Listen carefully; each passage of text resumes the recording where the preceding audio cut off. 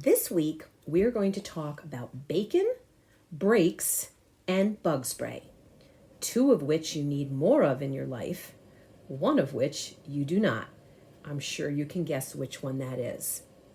This is the Wishing You Well podcast, and I am Maria Patrick, your host and health coach who reaches out to you every week so that we can walk this wellness journey together.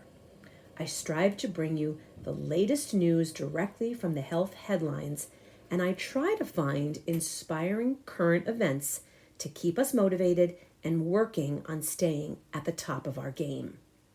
Just this week alone, there were a bunch of health issues in the news that caught my attention. First, there was talk of the Teflon flu. If you've heard of it, you know what I'm talking about. If not, the Teflon flu results from when you overheat nonstick cook pans that have been coated with PTFE, which releases fumes into the air. And when we breathe in those fumes, it can cause flu-like symptoms like chest tightness, coughing, having headaches, and having trouble breathing. This headline reminds us of the importance of using safe cookware to avoid ingesting toxins. Another story in the news was the Boar's Head recall of deli meats, which coincided with the news that eating more processed meats can lead to dementia. So that should give you pause before you load up your summer charcuterie board with salami or your pizza with pepperoni. There was also the story about the CEO of Whole Foods Market, who leads his employees by example by using up every last minute of his PTO, his personal time off, which he claims is what keeps him healthy, happy, and balanced. And last but not least, for sure, the CDC, Centers for Disease Control, has recently issued a warning that bug-borne illnesses are on the rise. So that leads us to the real-life game of which one of these things doesn't belong with the others: bacon, breaks, or bug spray. Let's start with bacon. Recently, the Alzheimer's Association held their international conference in Philadelphia, Pennsylvania.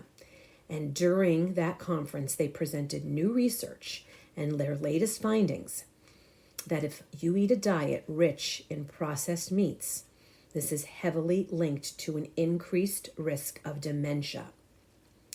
They conducted a 4-decade study, so 40 years of studying more than 100,000 adults. They studied 130,000 adults, and they looked at the link between diet and cognition.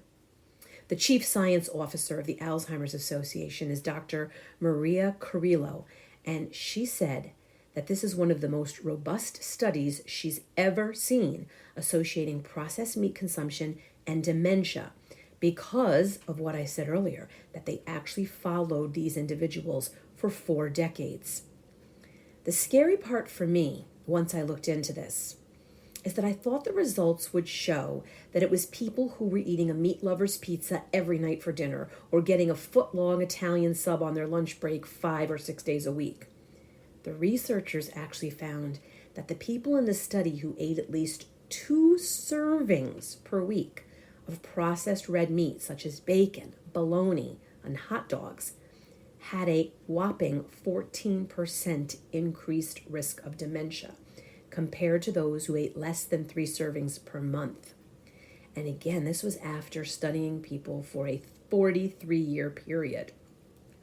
The study also found that every additional daily serving of processed red meat was linked to an additional 1.6 years of cognitive aging, specifically affecting a person's areas of language ability and executive function, which includes our mental skills that control our behavior. I have to say that I really appreciate a study that covers the good as well as the bad, good news and bad news, and that was the case here. There was some good news. The study found that having nuts or beans as a replacement for even just 1 serving of processed red meat, 1 serving a day, lowers your risk of cognitive decline by 20%.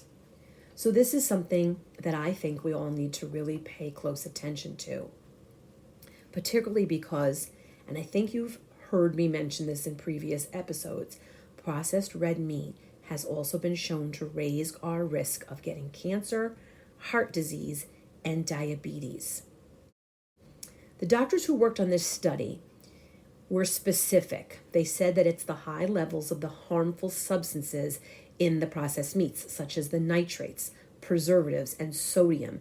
These are the ingredients that affect the brain so negatively. If you're a meat lover and you cannot contemplate breaking up with your meat habit, the study said that unprocessed red meats, such as organic, grass-fed ground beef and steak, were not linked to the same cognitive harms in the study. They said that when meat is not processed and when you eat it in moderation, it can actually be okay.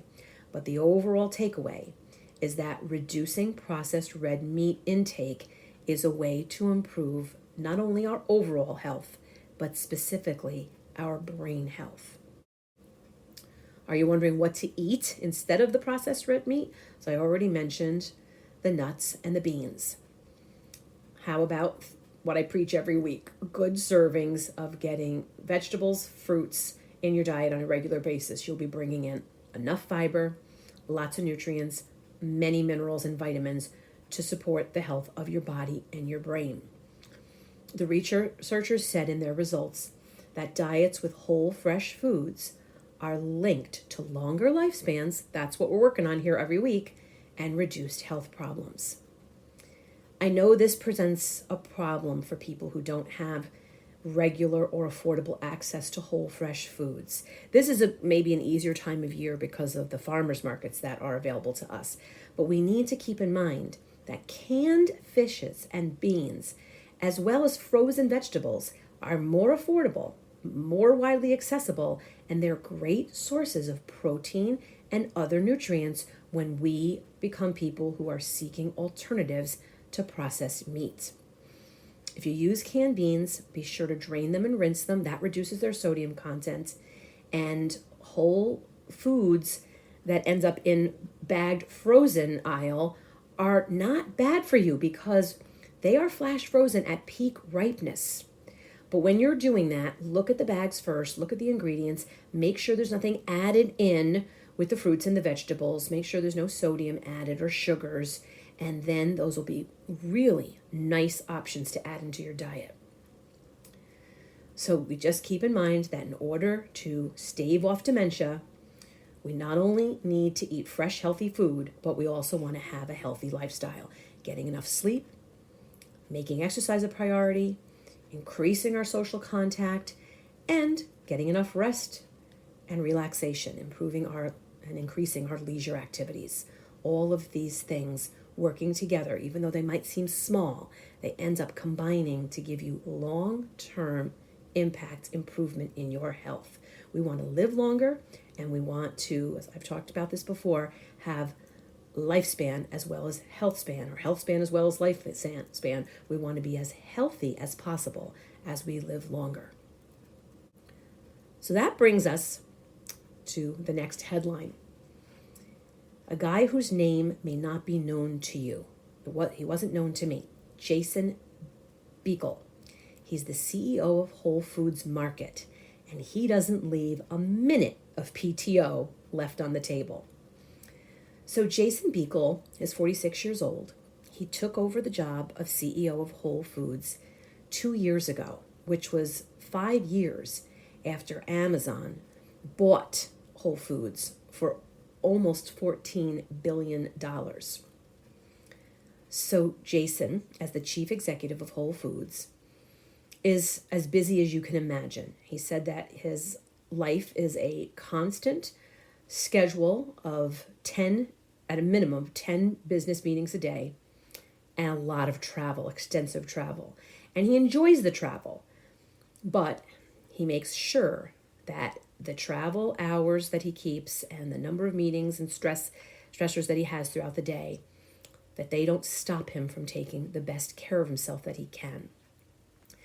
He recently was interviewed by Fortune magazine, and he credits the fact to his good health and happiness that he highly prioritizes his time off.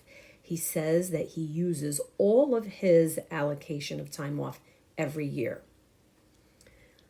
Whole Foods is probably not unlike other companies where the employees accrue their time off based on the number of years they've spent at the company and their seniority within the company. But Beekle says that it doesn't matter if you're someone who's brand new and only has a few vacation days, or if you've been there forever and have a lot. He wants you to use up all of it each year. He emphasizes that if you do so, it will give you this wonderful combination of helping you to replenish, relax, and unwind.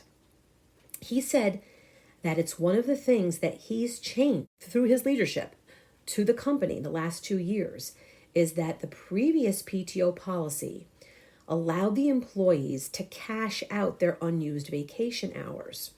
And what ended up happening is that the employees, instead of opting in to taking time off, they opted out, they cashed out, and he found that it was becoming increasingly detrimental to the physical and mental health and well-being of his employees.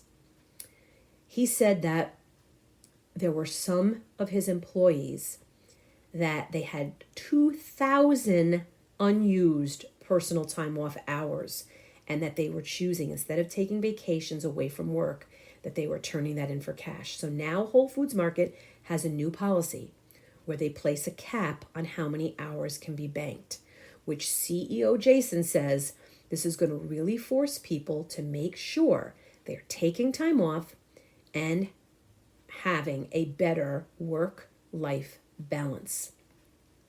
This is a problem that we've seen countrywide in the United States and globally as well, that people are feeling guilty about taking time off, that 80% of employees, because they feel guilty, don't take as much time off as they would like, and 30% of workers in the United States didn't use any of their time off.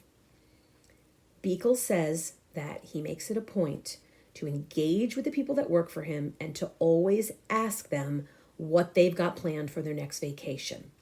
He says that it's important for him, it's a priority for him to not only take time off for himself, but to set a good example for his employees.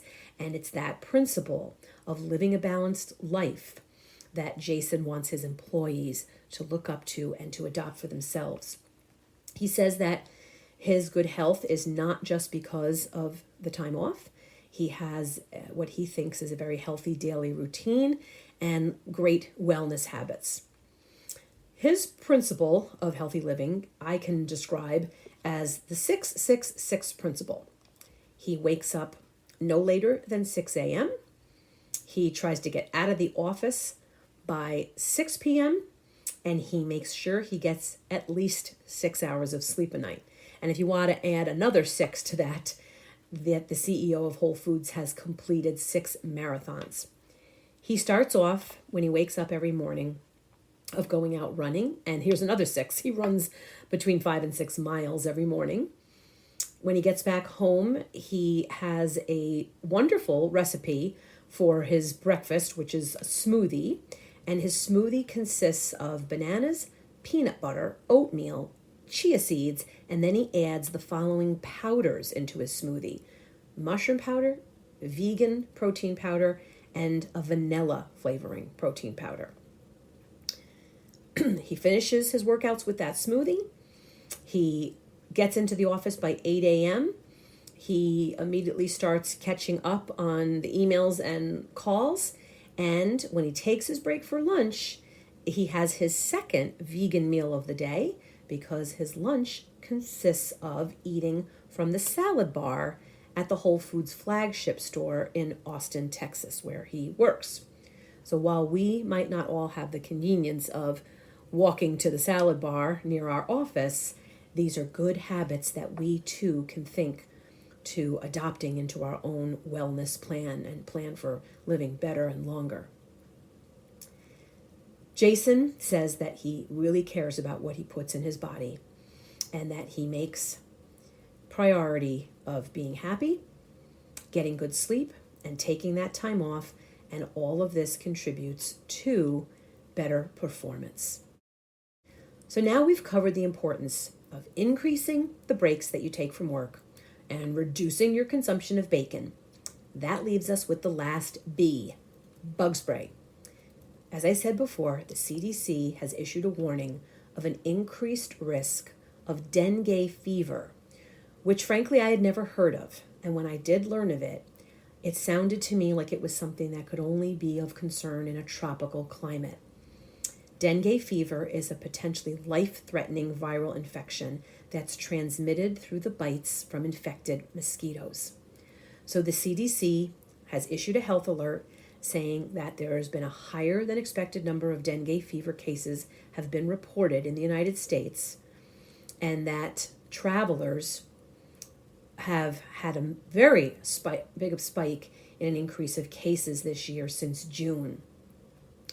They also said that global outbreaks of the dengue fever are on the rise, and that just this year alone, so far, there's been a total of 9.7 million cases reported in Latin American countries, and that's more than twice the number recorded in all of last year. Typically, the virus, which can cause infections in humans, comes as a result of mosquitoes in warm, hot environments. But now they're saying that because of the increase in hot and humid weather, not just in tropical and subtropical climates, that approximately half of the world's population now lives in areas that are vulnerable to the dengue fever. They're saying that 1 in 4 people infected with the virus will experience symptoms ranging from mild to severe. Everything from fevers, body aches, bone aches, muscle aches, and even feeling ache and pain behind your eyes. Some people can get nausea, vomiting, and diarrhea. They said that while most people can recover within a week or two, that severe cases can lead to life-threatening emergencies. And the symptoms of severe dengue fever include severe stomach pain, persistent vomiting, bleeding from your gums or your nose, blood in your urine, stool, or vomit, bleeding under the skin, which presents itself as bruising, difficulty breathing or rapid breathing, severe or significant fatigue, and some irritability and restlessness. Unfortunately, there is no medicine or antiviral or vaccine to treat dengue fever, so prevention is the key. Preventing mosquito bites in the first place is vital to avoid getting the dengue fever. So here are some strategies to keep in mind. You may already be familiar with them. We all can benefit from a reminder. We want to use bug spray. We want to use it regularly. You want to make sure it has DEET in it or lemon eucalyptus oil to prevent the mosquito bites.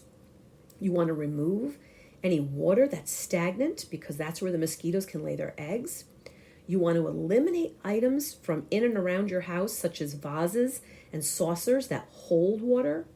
You want to check all your window screens, make sure you have screens, and make sure that there's no openings in those screens to keep the mosquitoes outside. If you have doors or windows without screens, you're going to want to keep them closed. You're going to want to be careful to wear protective clothing, such as long sleeves and pants. I know it's hot. Try to wear loose, light clothing, light materials like cotton and linen, but try to stay covered up. Prevention is really worth it here to prevent yourself getting infected, getting stung in the first place, bit in the first place, and developing the illness. So my friends, that is it for the week in wellness news. You're going to want to eliminate the bacon, schedule those breaks from work, and don't forget to apply the bug spray. I'll be keeping my eyes and ears open for more helpful stories this coming week to keep us healthy and strong. And until we meet again, I am wishing you well.